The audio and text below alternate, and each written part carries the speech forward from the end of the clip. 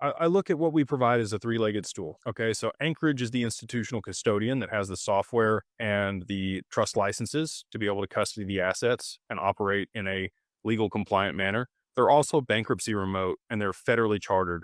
So state chartered bank, they can be also bankruptcy remote and have segregated instance for their custody solution. But if the creditors in a bankruptcy were to pull them to the federal level, their clients would become unsecured creditors.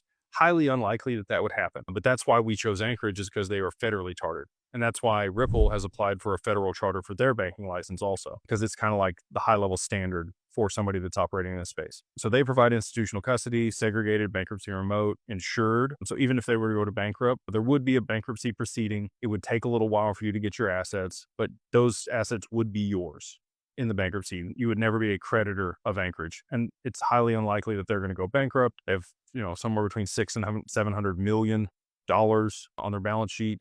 They also custody BlackRock's assets for their ETF. So if you want institutional custody, the same as BlackRock, Anchorage is the only option for that. So the other two legs of the stool, we're one of those legs at Digital Wealth Partners. We are an advisor.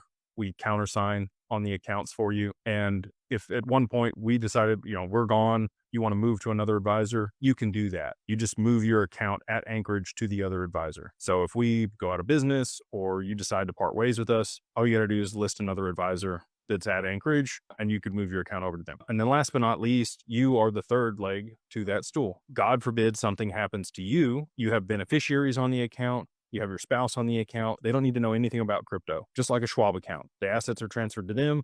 They're not cashed out and given to them in cash, which I've seen many other exchanges and brokers do. They would receive the assets in kind and they would take over the account there at Anchorage and we would be their advisor. So there's always at least two legs of the stool standing.